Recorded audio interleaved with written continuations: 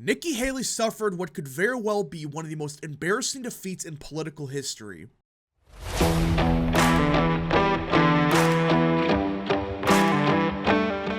What is up, people of the internet? It is me, Real American, back again with a new video, and today it is time to do a post-mortem of last night's South Carolina primary, because everyone, that was absolutely pathetic by Nikki Haley. Her showing. I mean, she lost by 20 points in her own state. It might very well be the most embarrassing defeat in political history. Now, before we continue with today's video, I hope you enjoy these type of videos. If you do, smash the like button down below, subscribe, share with your friends, hit that little bell, follow the social media accounts in the description down below, and of course, join the channel. Again, folks, all support is greatly appreciated, and yeah. Now let's get right into it because, my goodness, I still cannot believe it was this bad. I mean, I thought Haley was going to do bad, but still, this is shocking that she did this bad in South Carolina. Remember, she was the governor of this state for 8 years, and she lost by 20 points. She did worse here than she did in New Hampshire. She's currently trending downwards. What does that tell you about her campaign? To me, it's a sign that it's done. She should have dropped out last night when they called it right away. No votes were counted, and they called it for Trump because it was that bad in the exit polling. I never even heard of that. They called South Carolina a primary right away like that. Even Iowa at least had like some precincts in. Not in South Carolina. They had nothing. And they called it right away for Trump. I would have immediately dropped out and endorsed Trump. I mean, how do you come back from this type of a defeat? So let's just look at where she did best in. Of course, it was Charleston, Richland, and surprisingly Beaufort. This was the only, relatively speaking, Republican county she did good in. Outside of this, she got clobbered. Look at Greenville, lost by 15. Look at York, lost by 15. Cherokee, 71. Horry, this is where Myrtle Beach is. She lost by 34. The only areas she did kind of good in was Charleston, Richland, and Beaufort. Like I said, Beaufort's the only, relatively speaking, Republican county she did good in. No, she didn't do good in Georgetown. She lost by 15. There wasn't a single Republican county, deeply Republican, that she did anything worth a damn in. That's how bad this was. I mean, look at some of these places. Just Edgefield, funny name, 50 points for Trump. McCormick, 36, or 26, excuse me. Greenwood, 28. Solda, what is that, 45? It just keeps going. She got walloped in the more conservative part of the state while doing a lot better in the more Democrat parts of South Carolina. But that's actually a bit misleading because there are some Democrat areas that she actually did worse in. Look at a place like Allendale. Biden won by, 52 points. Well, Trump won here by around, 42?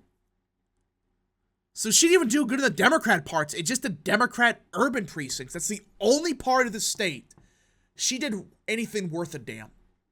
She got crushed in her own state everywhere. But once again, just like New Hampshire, she's only doing good in Democrat areas. Like, I'm talking about super Democrat. I mean, look at this precinct map.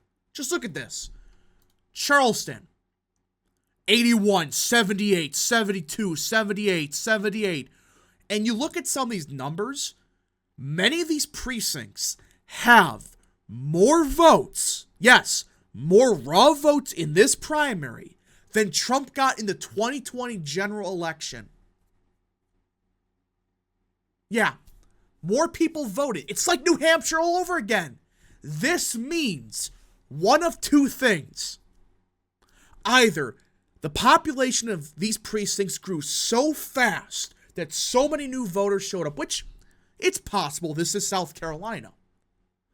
But you're telling me right here, this is the result by precinct in Charleston. On the left is Trump's results, right? He got around 60% in quite a bit of them, but usually he didn't do good in Charleston. But look at some of these precincts on the right. They had way more votes than Trump got in the same precinct back in 2020. Again, Trump did far worse in these areas compared to areas that had a lower turnout. Which in a primary, that means there were a bunch of Democrats crossing over to vote for Nikki Haley. That's the only reason she did so good in Charleston.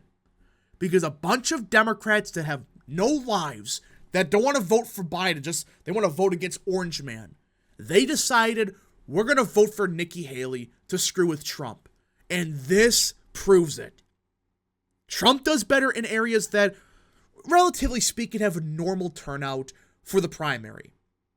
But areas that had a sudden surge of new voters, aka Democrats, they voted way more for Haley.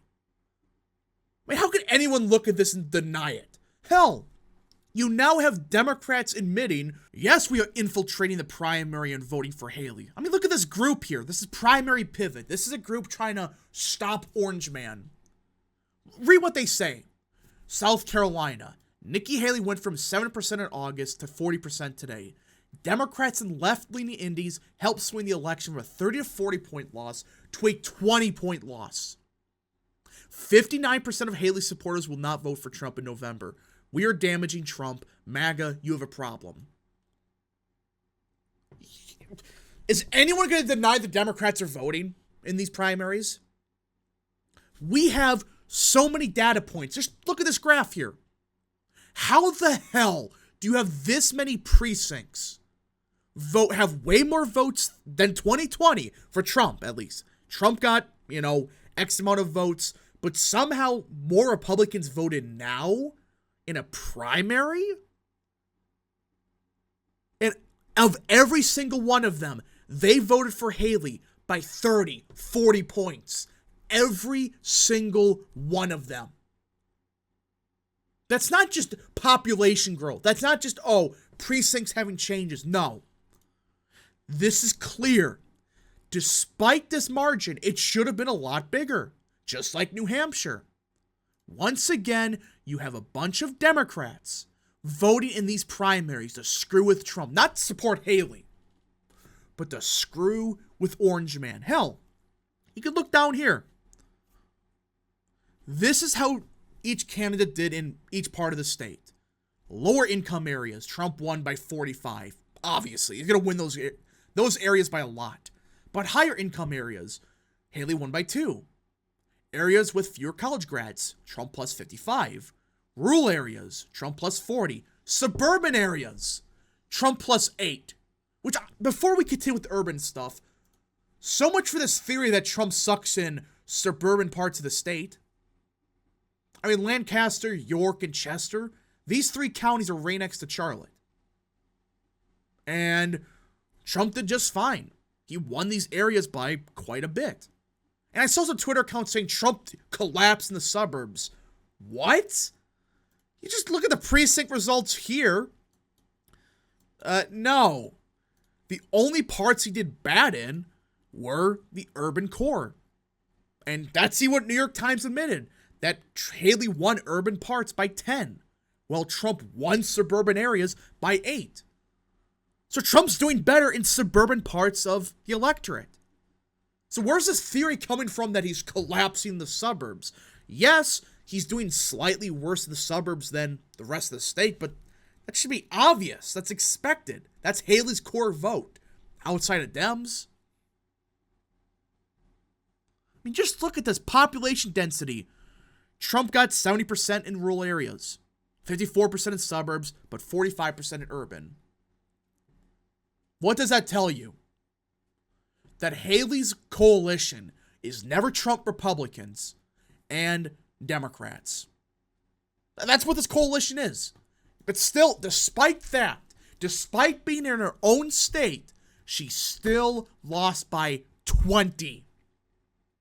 It was an absolute beatdown. And hell, the polling, despite what Nikki Haley people are saying now, was relatively speaking spot on.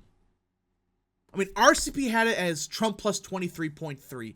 It ended up being Trump plus 20.3. If you're going to make a big deal about a 3-point miss in a primary that we know a bunch of Democrats voted in, you can look at every single data point, precinct results, just county results, everything.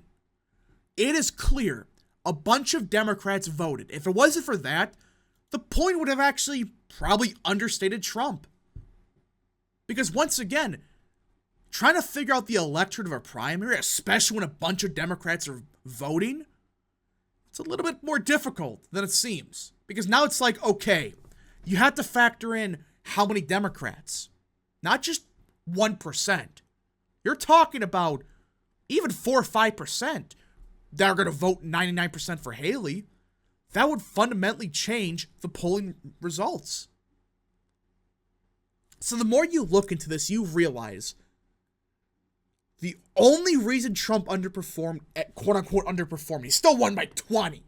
If you're going to make a big deal about a 3-point miss, go touch grass. But he still won by 20 in her own state, despite everything supposedly going for Haley. Lost by 20. And now she's going to get crushed in Michigan. But she will not drop out. At this point in time, she is probably going to run as a third-party candidate. I just don't see any other reason why you would continue running. Unless you're either a Democrat plant or you're planning to run third party. Why keep running?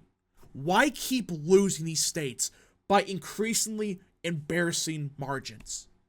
You lost to no one in Nevada. You took third in Iowa, yet you declared victory. Lost New Hampshire by 10. And now, you lost your own state by 20. Not just that. She lost the county she was a state legislator in by almost 20. It was absolutely pathetic. Anyways, folks, thank you so much for watching. If you guys did enjoy, smash the like button down below. Subscribe, share with your friends, hit that little bell, follow the social media accounts in the description down below, and of course, join the channel today. Thank you so much. Godspeed to all of you.